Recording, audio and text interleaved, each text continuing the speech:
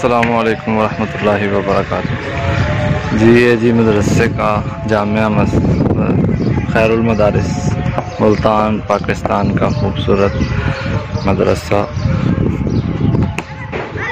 ये सारी तलबा की रिहाइशें बनी हुई हैं। वहाँ इस तरफ असातिज़ा की रिहाइशें हैं।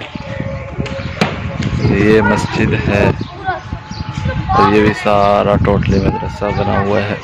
और ये न्यू बिल्डिंग बनी हुई है मदरसे की। यहाँ तलबा की रिहाइशें भी हैं और यहाँ क्लासें भी लगती हैं। ज़्यादा तलबा की रिहाइशें इन बिल्डिंग में बनी हैं। अल्लाह तबारक व तआला इन मदारिस को आबाद रखे और इनका क़याम हमारे लिए बाइस रहमत और बाइस बरकत है। इसी की वजह से अल्लाह तबारक व तआला ने दीन इस्लाम को इस मुल्क पाकिस्तान पर नाफिज फरमा रखा है।